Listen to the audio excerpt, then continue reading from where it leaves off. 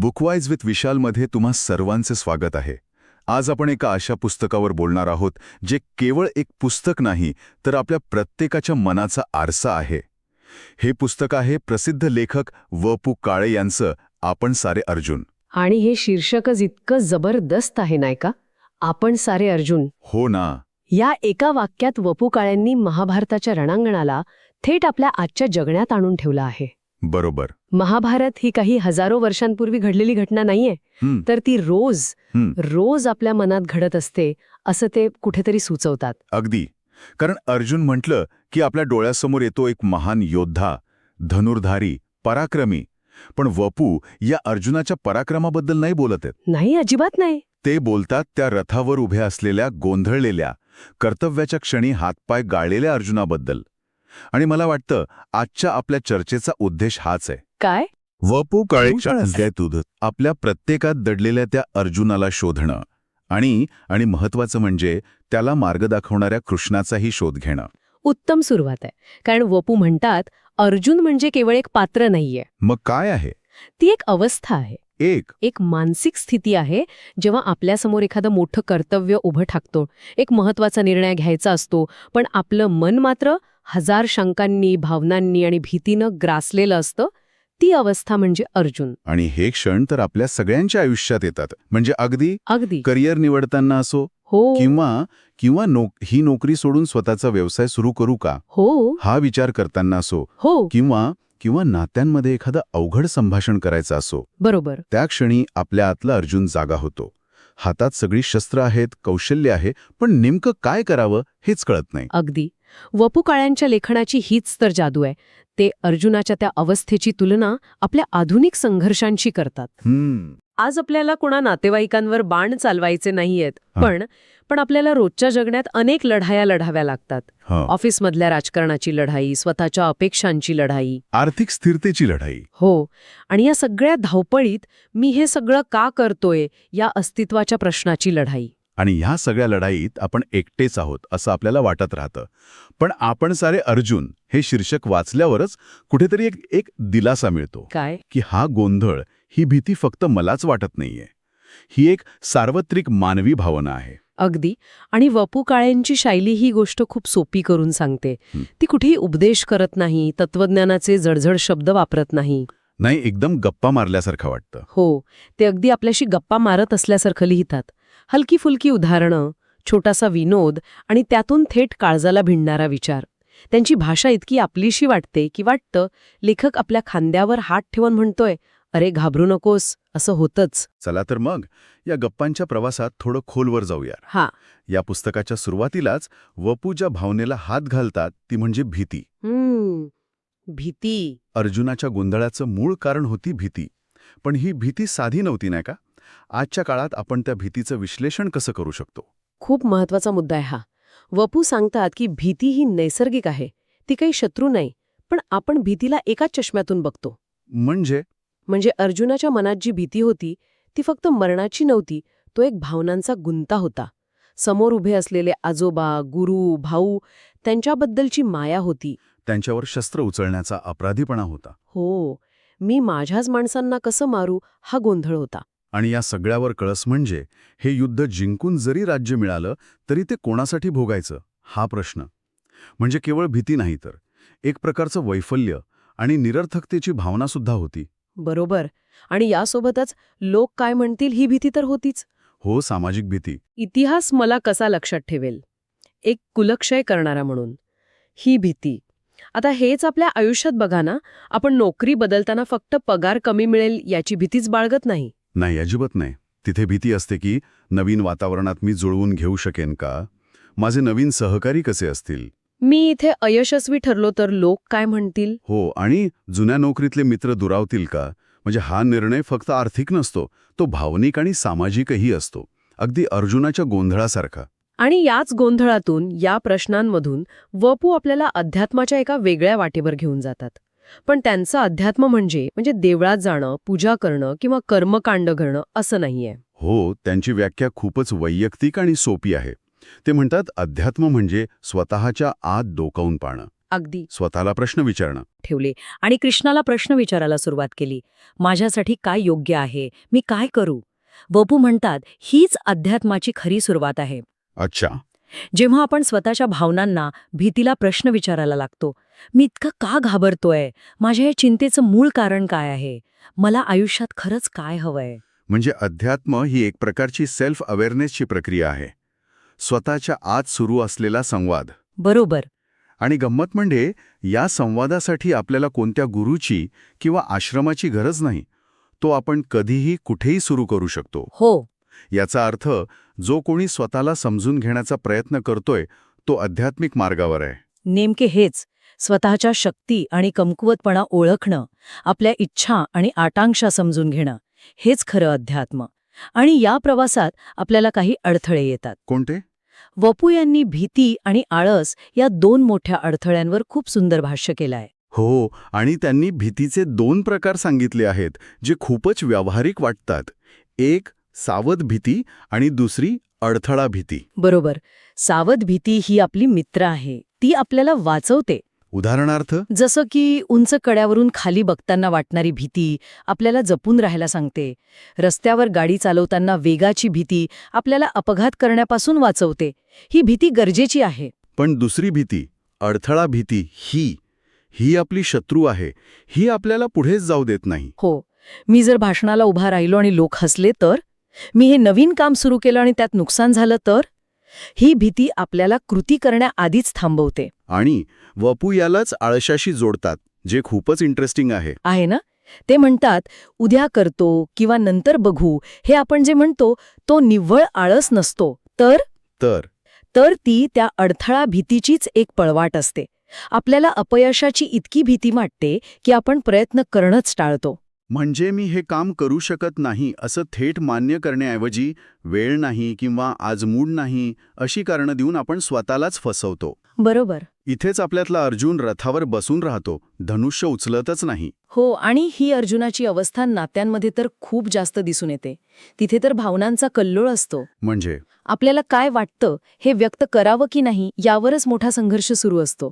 प्रेम व्यक्त केलं तर समोरचा गैरफायदा घेईल का? राग व्यक्त केला तर नातं तुटेल का? आणि मतभेद झाल्यावर तर परिस्थिती आणखी बिकट होते. शांत बसून प्रकरण मिटवावं की स्पष्टपणे बोलून मोकळं व्हावं? हो. अपेक्षांचं ओझं कसं सांभाळावं या द्विधा मनस्थितीत माणूस आतल्यात घुसमटतो, अगदी अर्जुनासारखा. इथे वपू एक खूप मोलाचा सल्ला देतात. ते म्हणतात भावना व्यक्त करणं ही कमजोरी नाही, ती नात्याला जिवंत ठेवण्याची ताकद आहे. संवाद महत्वाचा आहे. खूप. संवाद थांबला की नातं मृत व्हायला लागतं. त्यामुळे योग्य शब्दात योग्य वेळी संवाद साधणं महत्वाचं आहे. हे सगळं ऐकताना थोडं जड वाटू शकतं. भीती, संघर्ष, नात्यांमधला गुंता. पण वपू काळे यावर एक खूप सोप्पा आणि सुंदर उपायही सांगतात. हो. आणि तो म्हणजे आनंदाचं साधं तत्वज्ञान. हो, आणि हे या पुस्तकाचं सौंदर्य आहे. ते फक्त समस्या मांडत नाहीत तर त्यावर उपायही सांगतात. ते म्हणतात आनंद म्हणजे काहीतरी भव्य दिव्य मिळवणं नाही. म्हणजे बंगला किंवा मोठी गाडी? हो. आपला आनंद या मोठमोठ्या गोष्टींवर अवलंबून नाहीये. या गोष्टींनी आनंद मिळतो, पण तो तात्पुरता असतो. खरा आनंद छोट्या छोट्या रोजच्या जगण्यातल्या क्षणांमध्ये दडलेला आहे, असं ते सांगतात. आणि त्यांची उदाहरणं इतकी साधी आहेत की आपल्याला आश्चर्य वाटतं. जसं की सकाळच्या गरमागरम चहाचा पहिला घोट, खूप दिवसांनी एखाद्या जुन्या मित्राचा आलेला फोन, अचानक आलेल्या पावसाचा मातीचा सुगंध, किंवा लहान मुलाचं निरागस हसणं. ह्या गोष्टी आपण इथल्या गुणहित धरलेल्या असतात की त्यातील आनंद आपल्याला जाणवतच नाही. पण वपू म्हणतात की ह्याच गोष्टी जगण्याला ऊर्जा देतात. संकटाच्या काळात याच आठवणी आपल्याला तग धरून राहायला मदत करतात. म्हणजे मोठमोठ्या लढाया लढणाऱ्या अर्जुनाला सुद्धा या लहान क्षणांची गरज असतेच. नक्कीच. आणि हे छोटे क्षण अनुभवण्यासाठी, स्वतःला ओळखण्यासाठी एक गोष्ट खूप गरजेची आहे. ती म्हणजे आत्मपरीक्षण. स्वतःच्या आरशात बघणं. याबद्दल वपू काय म्हणतात? आत्मपरीक्षण म्हणजे स्वतःला काही प्रामाणिक प्रश्न विचारणं. पण हे प्रश्न सोपे नसतात. जसे की, मी खरंच कोण आहे? माझ्या जगण्याचा उद्देश काय आहे? मी आजवर ज्या चुका केल्या त्या का केल्या?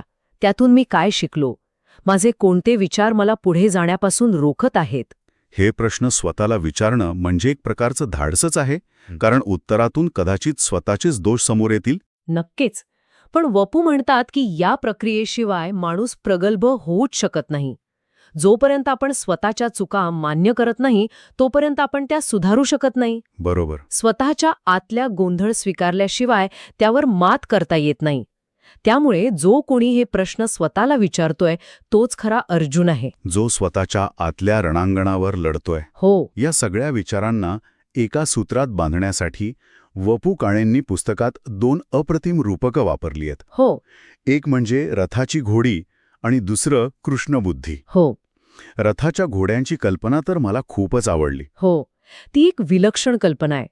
ते म्हणतात की आपला देह हा एक रथ आहे, पण हा रथ तेव्हाच पुढे जाईल जेव्हा त्याला जोडलेली घोडी धावतील. आणि ही घोडी म्हणजे ही घोडी म्हणजे दुसरं तिसरं काही नसून आपल्या भावना आणि विचार आहेत. म्हणजे भीती, आळस, नकारात्मकता, ईर्ष्या, अतिचिंता यांसारखे विचार आणि भावना या घोड्यांना जागच्या जागी खिळवून ठेवतात. अगदी. आणि मग आपला आयुष्याचा रथ पुढे सरकतच नाही. आपण कितीही बुद्धिमान किंवा सामर्थ्यवान असलो तरी. अगदी तसंच. घोडी थांबली की प्रगती थांबली. त्यामुळे या घोड्यांना पुन्हा धावायला लावणं म्हणजेच आपल्या मनात सकारात्मक विचार, प्रेरणा आणि उत्साहाची ऊर्जा भरणं हे आपलं मुख्य काम आहे. पण इथेच सगळ्यात मोठा प्रश्न येतो. तो कोणता? रणांगणावर अर्जुनाच्या रथाची घोडी जेव्हा अडखळली तेव्हा त्यांना दिशा द्यायला सारथ्य करायला साक्षात श्रीकृष्ण होता.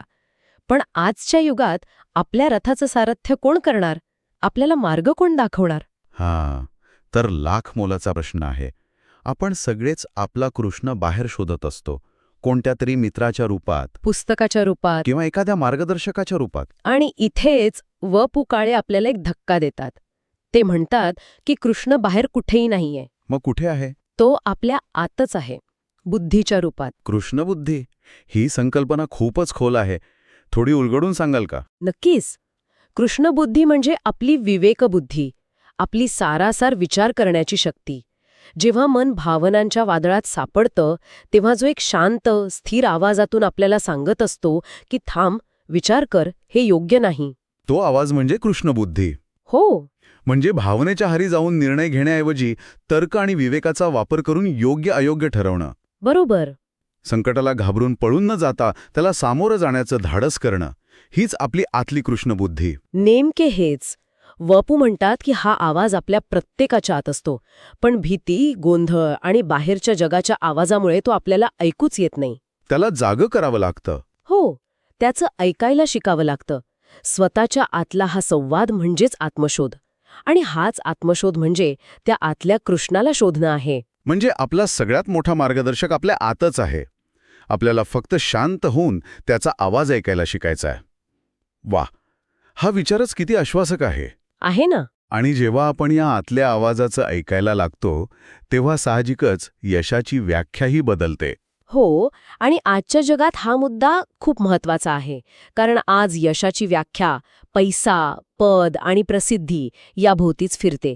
वपू या व्याख्येलाच मुळापासून धक्का देतात.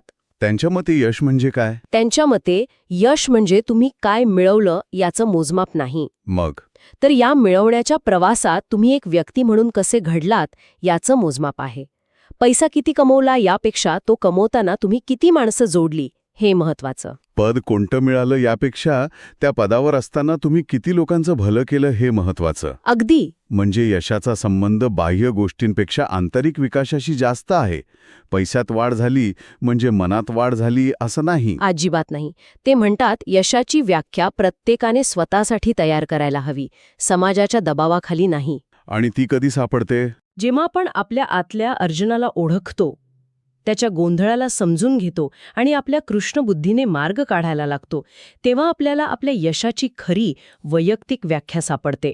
जी जगाच्या व्याख्येशी जुळल्यास असं नाही, पण ती आपल्याला खरा आनंद आणि समाधान देईल. तर आज आपण वपू काळेंच्या आपण सारे अर्जुन या पुस्तकाच्या पहिल्या भागातून अर्जुनाचं प्रतीक, आधुनिक जीवनातील संघर्ष, भीतीचे प्रकार, नात्यांमधला गोंधळ, छोट्या क्षणांमधला आनंद, आत्मपरीक्षणाचं महत्त्व आणि यशाची नवी व्याख्या यासारख्या अनेक महत्त्वाच्या गोष्टींवर सविस्तर चर्चा केली. हे पुस्तक खरंच आपल्याला केवळ विचार करायला लावत नाही, तर जगण्याचे एक नवी दृष्टी देतं.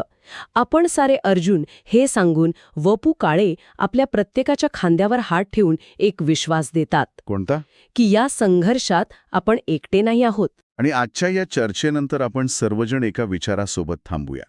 आपल्या आत दडलेला तो गोंधळलेला अर्जुन आणि त्याला मार्ग दाखवणारी ती कृष्ण बुद्धी, या दोघांमधला संवाद सुरू करण्यासाठी आज आपण कोणतं एक लहानसं पाऊल उचलू शकतो. तुम्हाला आमची ही चर्चा आवडली असेल तर बुकवाईज विथ विशालला नक्की लाईक, शेअर आणि सबस्क्राईब करा.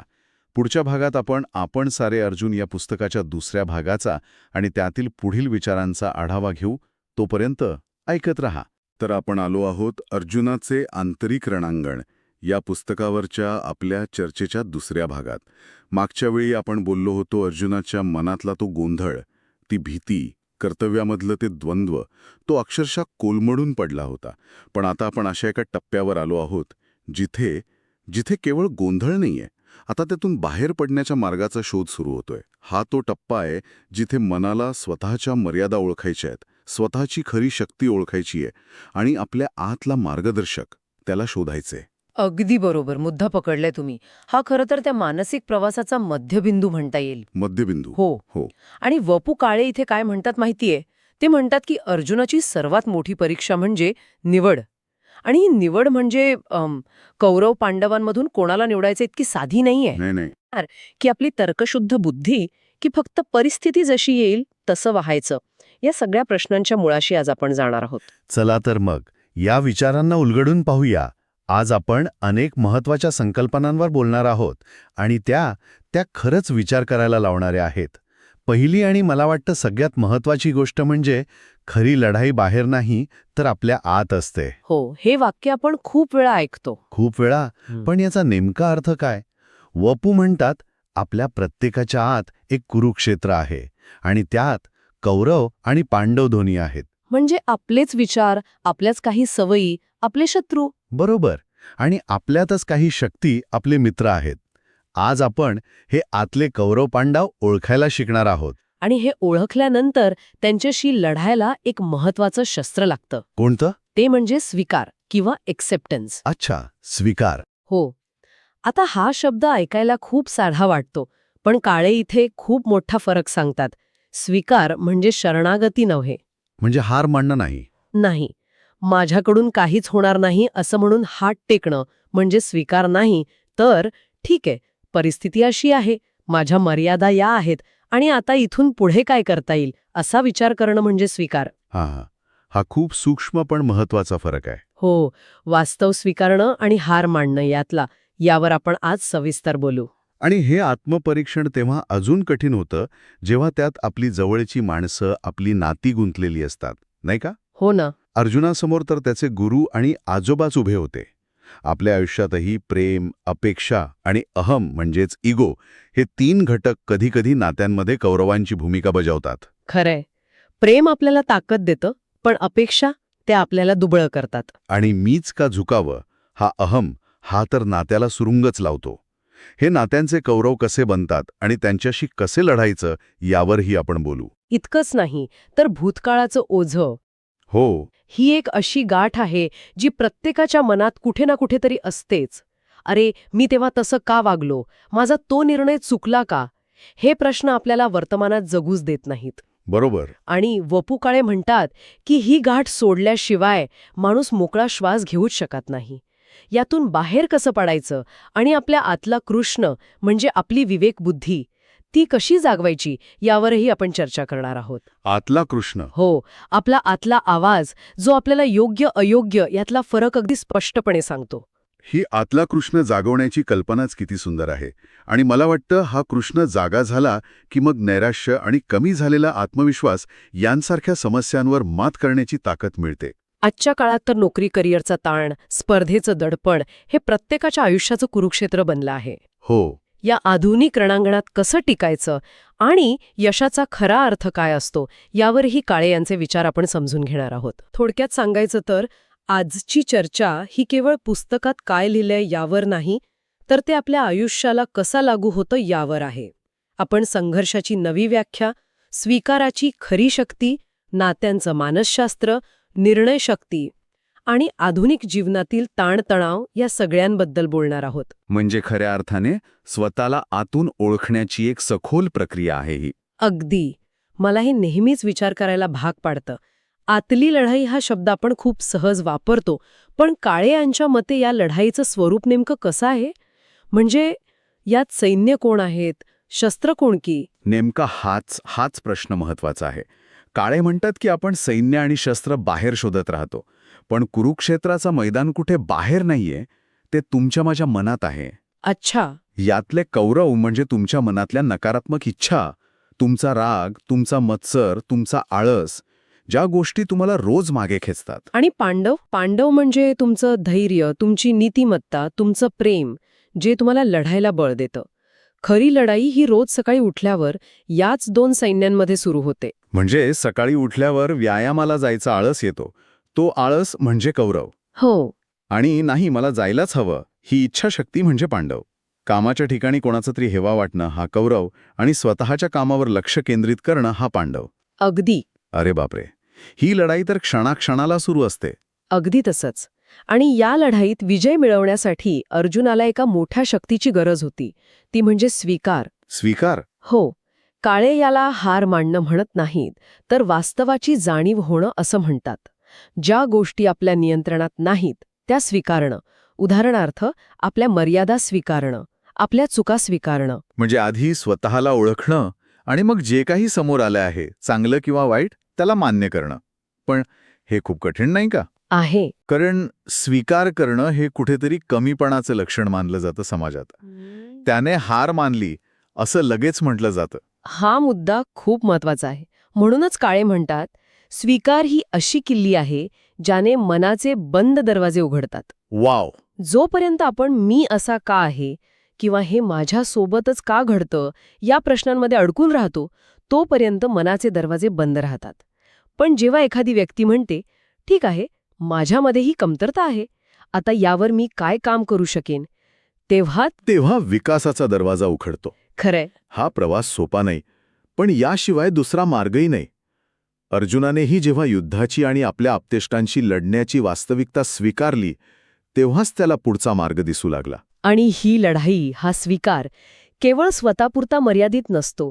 तो नात्यांच्या पातळीवरही तितकाच गुंतागुंतीचा असतो, कारण तिथे भावना गुंतलेल्या असतात. हो ना.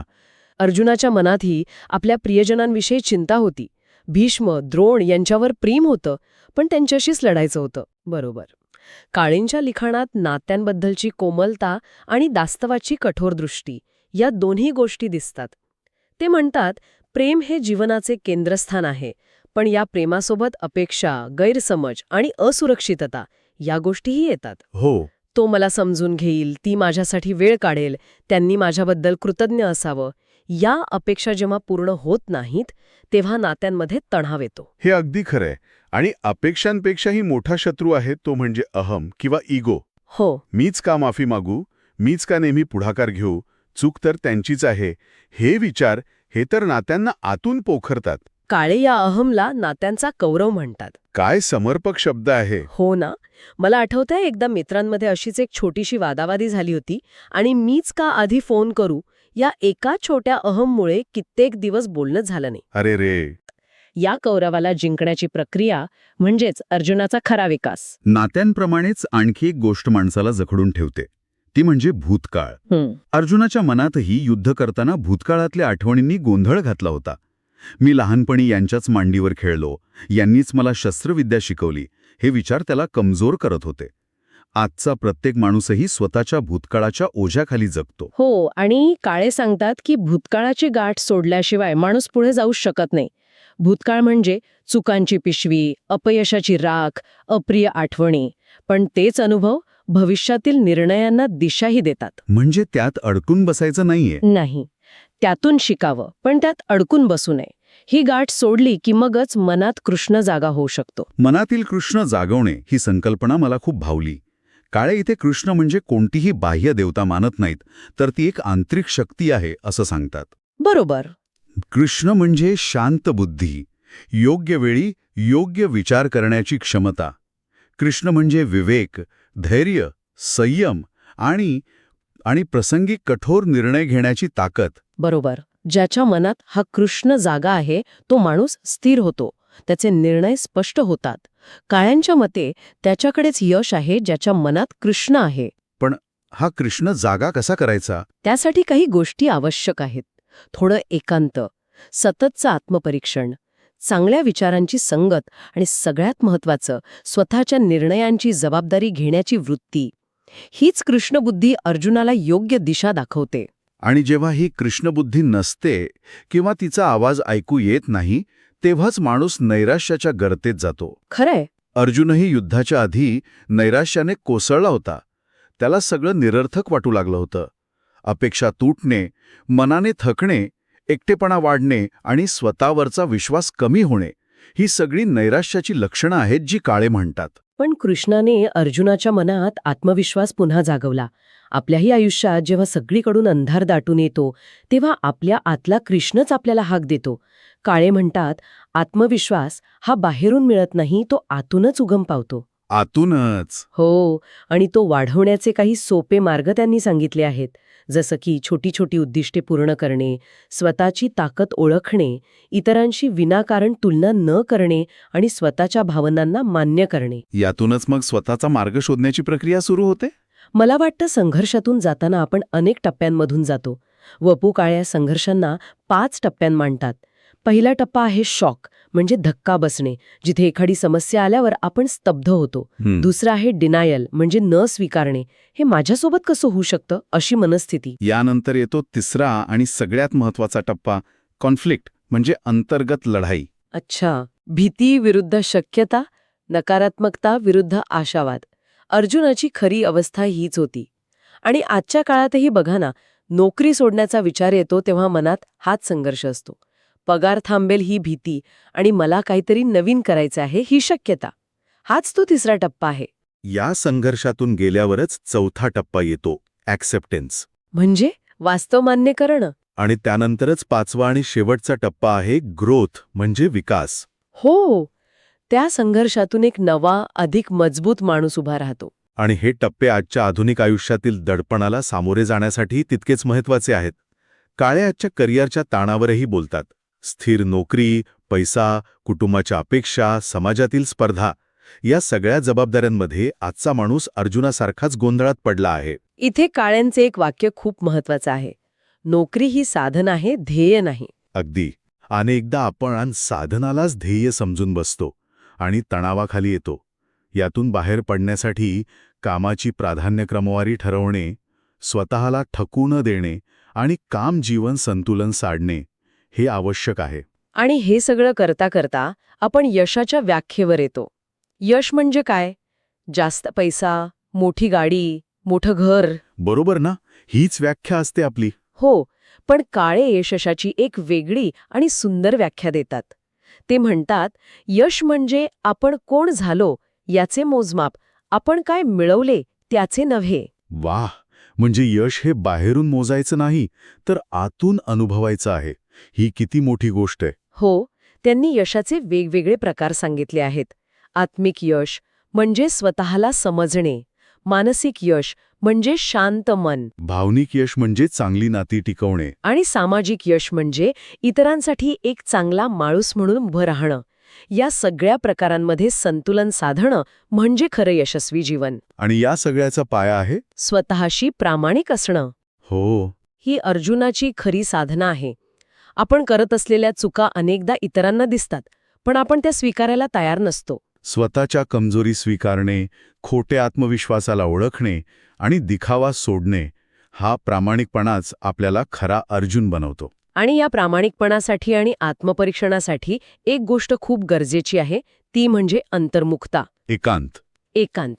काळे म्हणतात, एकांत हा मनाचा आरसा आहे. धावपळीच्या आयुष्यात आपण कधी शांत बसून विचारच करत नाही की माझ्या मनात काय चाललंय, मी कोणत्या भावनेपासून पळतोय, मला खरंच काय हवंय. बरोबर. अगदी बरोबर. या शांततेतच कृष्णबुद्धी जागते आणि अर्जुनाला दिशा मिळते. हाच या दुसऱ्या टप्प्याचा निष्कर्ष आहे. आपण संघर्ष, स्वीकार, नात्यांचं मानसशास्त्र, आत्मविश्वास, भूतकाळाचे ओझे, निर्णयशक्ती, कृष्णबुद्धी, आधुनिक जीवनातील ताण आणि यशाचे तत्वज्ञान, या सगळ्यांवर सखोल चर्चा केली. हर्ष, स्वीकार, नात्यांचे मानसशास्त्र, आतला कृष्ण म्हणजे निर्णयशक्ती आणि आधुनिक जीवनातील ताणतणाव यांसारख्या अनेक महत्त्वाच्या विषयांना स्पर्श केला. हा, खरोखरच अर्जुनाच्या प्रवासाचा मध्यबिंदू आहे. इथे माणूस स्वतःला खोलवर समजून घेतो आणि पुढच्या आव्हानांसाठी तयार होतो. या सगळ्या चर्चेनंतर एक विचार मनात येतो. आपण सगळेच आपापल्या कुरुक्षेत्रावरचे अर्जुन आहोत. पण प्रश्न हा आहे की आपला कृष्ण आपण ओळखला आहे का आणि त्याचे ऐकण्याची तयारी ठेवली आहे का? जर तुम्हाला हे विश्लेषण आवडले असेल तर कृपया बुकवाईज विथ विशालला लाईक, शेअर आणि सबस्क्राईब करा. पुढच्या वेळी आपण या पुस्तकाच्या शेवटच्या भागावर चर्चा सुरू करू. नमस्कार. व.पु. काळे यांच्या लेखनावर आधारित असलेल्या आपल्या या चर्चेच्या अंतिम भागात आपलं स्वागत आहे. पहिल्या भागात आपण अर्जुनाची भीती आणि गोंधळ पाहिला. दुसऱ्या भागात संघर्ष, आत्मपरीक्षण आणि नात्यांचं तत्वज्ञान समजून घेतलं. आणि आज आपण त्या प्रवासाच्या शेवटच्या आणि सर्वात महत्त्वाच्या टप्प्यावर पोचलो आहोत. आजच्या या तिसऱ्या आणि शेवटच्या भागात आपण अर्जुनाच्या अंतिम प्रवासाची चर्चा करणार आहोत, म्हणजे जो परिपूर्णता, स्थैर्य, ध्येय आणि शांतीकडे घेऊन जातो. व.पु. काळे यांचे लेखनाचा एक सुंदर सारांश आहे.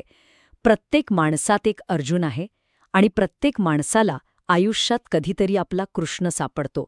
आज आपण तो कृष्ण सापडल्यावर अर्जुन कसा घडतो हे पाहणार आहोत. अगदी बरोबर. आणि या भागात लेखन अधिक प्रगल्भ, आध्यात्मिक आणि मानवतावादी झालेलं दिसतं. आपण अर्जुनाच्या व्यक्तिमत्वाच्या आणि विचारांच्या सर्वात विकसित टप्प्यांचा सखोल आढावा घेणार आहोत. हा केवळ युद्धावर जाणाऱ्या अर्जुनाचा प्रवास नाहीये, तर एका गोंधळलेल्या मनाकडून शांत आणि स्थिर मनाकडे जाण्याचा प्रवास आहे. मला वाटतं या सगळ्या प्रवासाची सुरुवात होते एका अत्यंत मूलभूत गोष्टीपासून, बदल. आपण बदलतो म्हणजे नेमकं काय होतं? काळे यांच्या मते ही प्रक्रिया काही एका रात्रीत घडत नाही. हा एक टप्प्याटप्प्याने होणारा प्रवास आहे.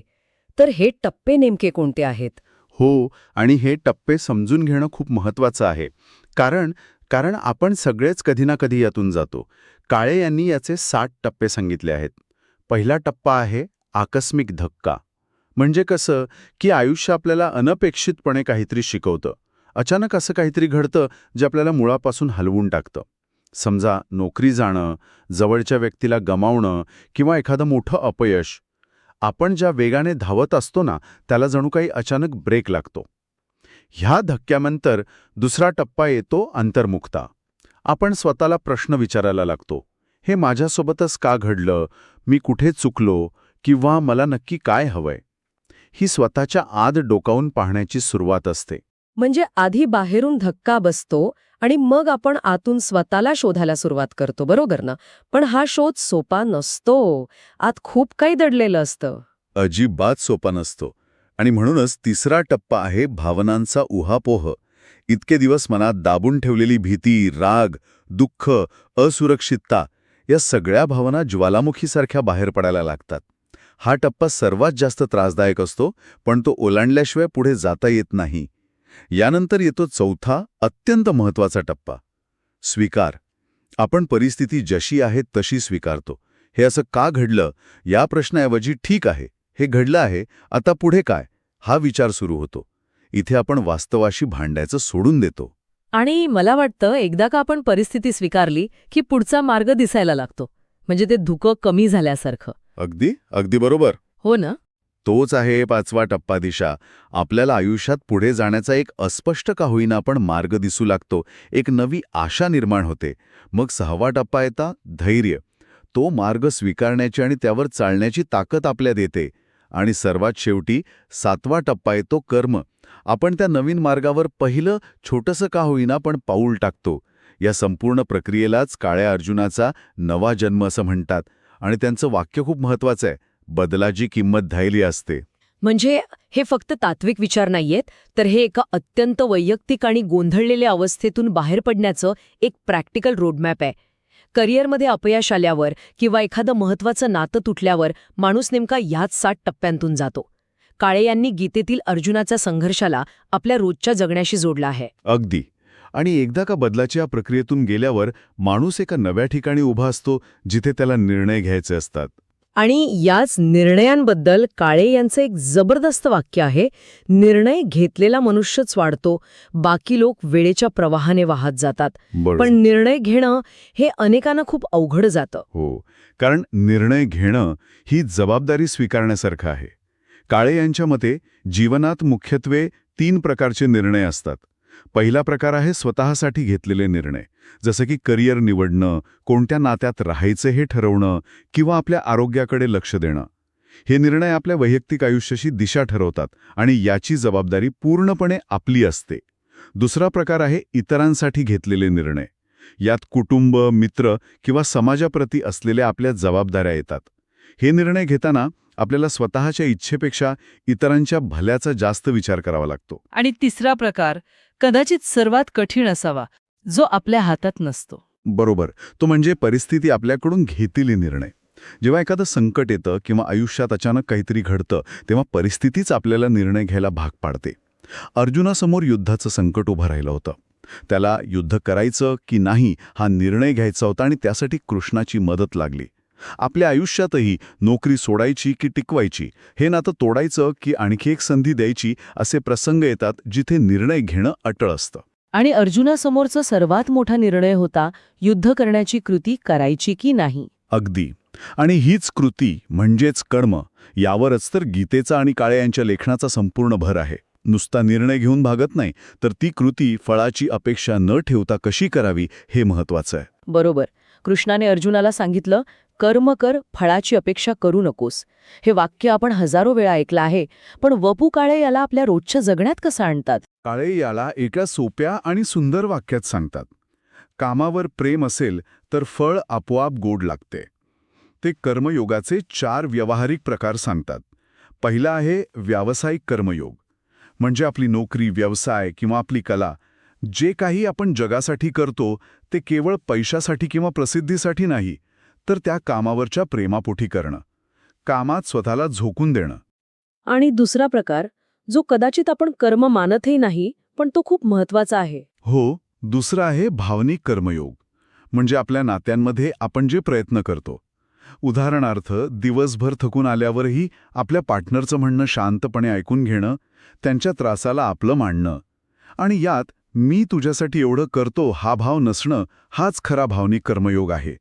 यात फळाची अपेक्षा नाही, फक्त नात्यावर प्रेम आहे. तिसरा आहे आध्यात्मिक कर्मयोग, मनाच्या शांतीसाठी आपण जी काही साधना करतो. आणि चौथा सामाजिक कर्मयोग, म्हणजे समाजासाठी किंवा इतरांच्या भल्यासाठी निस्वार्थपणे केलेलं कार्य. थोडक्यात, आपण जे काही करतो ते पूर्णपणे झोकून देऊन आणि मनापासून करणं म्हणजेच कर्मयोग. त्याने केली तर तो कर्मयोगच आहे.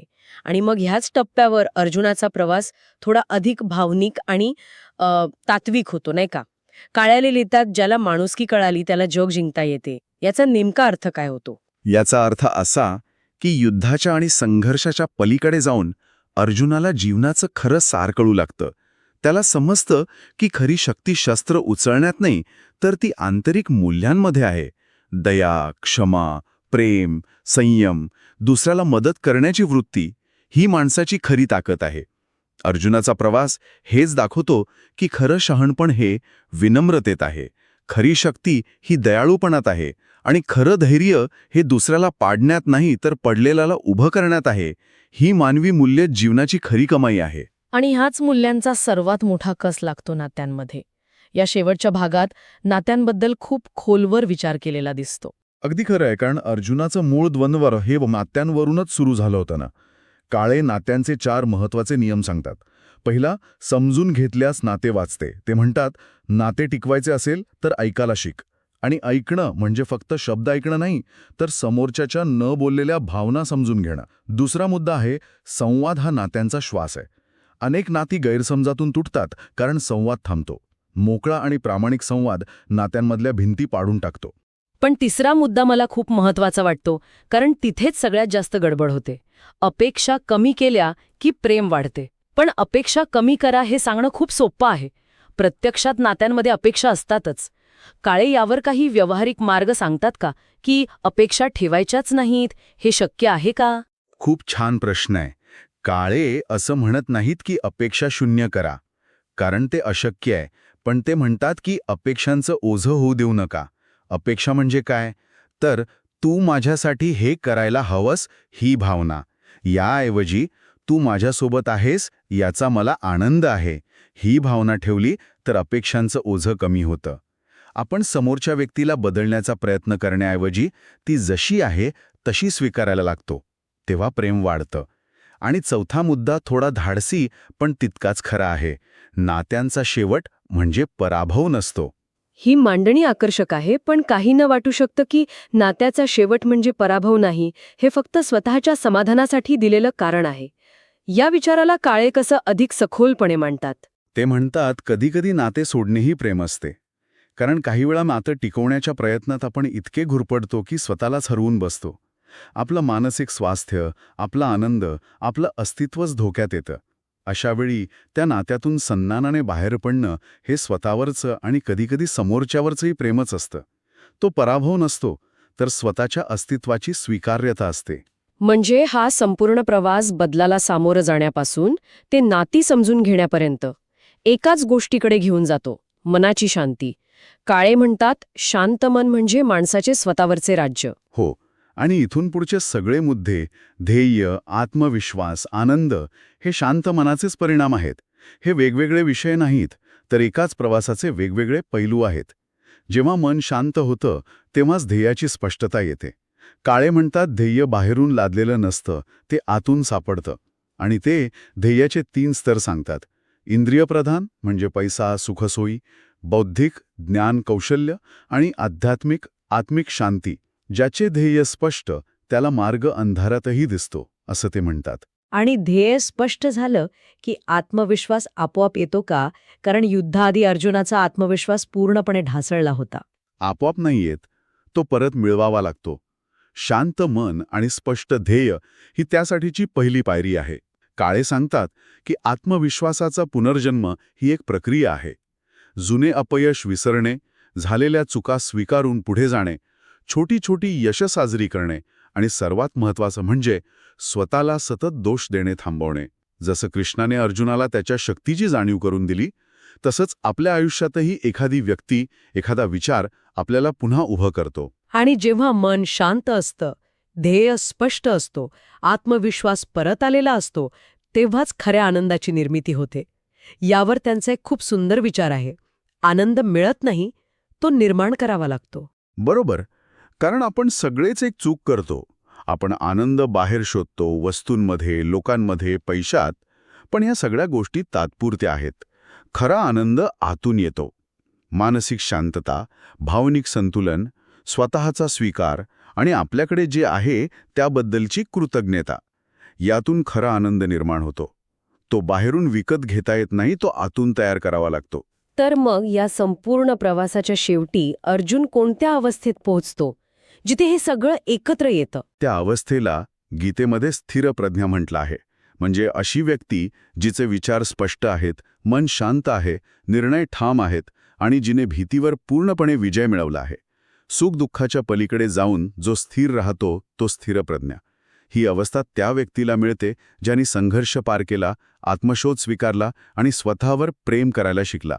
शेवटी वपू काळे म्हणतात, आपण सारे अर्जुन आहोत. फरक इतकाच की आपल्याला आपला कृष्ण अजून सापडायचा आहे. हा कृष्ण कोणीही असू शकतो. आपले गुरु, आई-वडील, एखादा मित्र, एखादी कठीण घटना किंवा आपलं स्वतःचंच प्रगल्भ मन. कृष्ण भेटला की अर्जुन उभा राहतोच. चला, तर या संपूर्ण चर्चेचा आणि या लेखनाचा संदेश थोडक्यात पाहूया. संदेश अगदी स्पष्ट आहे. प्रत्येक माणसात एक अर्जुन आहे, जो आयुष्यातल्या कुरुक्षेत्रावर संघर्षातून जातो. त्याला त्या संघर्षातून बाहेर काढणारी शक्ती म्हणजेच कृष्ण. हा कृष्ण म्हणजे विवेकबुद्धी. संदेश हा आहे की मन शांत ठेवा, फळाची अपेक्षा न करता कर्म करत राहा, अहंकार सोडा आणि माणुसकीचा मार्ग स्वीकारा. जो हे सर्व आत्मसात करतो तोच स्थिर, शांत आणि ध्येयवादी अर्जुन बनतो. हे लेखन आपल्याला जीवन जगण्याची एक परिपक्व दृष्टी देतं. ही सखोल चर्चा आपण इथेच थांबवत आहोत. पण जाण्यापूर्वी एक छोटीशी विनंती. जर तुम्हाला अशा माहितीपूर्ण चर्चा आवडत असतील तर बुकवाईज विथ विशाल या चॅनलला लाईक, शेअर आणि सबस्क्राईब करून आमच्या या ज्ञान प्रवासाला नक्की पाठिंबा द्या. आज आपण व.पु. काळे यांच्या लेखणीतून अर्जुनाच्या अंतिम प्रवासाचा आढावा घेतला. यात आपण अंतर्गत बदल, निर्णयशक्ती, कर्मयोग, मानवी मूल्ये आणि अर्जुनत्वाची अंतिम अवस्था यावर विस्तृत चर्चा केली. जाता जाता ऐकणाऱ्यांसाठी एक विचार सोडून जातो. पुस्तक सांगतं की आपण सगळेच आपला कृष्ण शोधत आहोत. पण विचार करा, जर हा कृष्ण बाहेर नसून आपल्याच आत असलेली आपली प्रगल्भ चेतना आणि विवेकबुद्धी असेल तर? कदाचित तो मार्गदर्शक आपल्या आतच आहे, फक्त आपण त्याचं ऐकण्याची गरज आहे. एक खूपच सुंदर विचार. आणि आता ऐकणाऱ्यांसाठी एक प्रश्न. तुम्हाला पुढच्या भागात कोणत्या पुस्तकाचा सारांश ऐकायला आवडेल? तुमचं उत्तर कमेंट्समध्ये नक्की सांगा. कदाचित तुमचं निवडलेलं पुस्तकच पुढच्या चर्चेचा विषय असेल.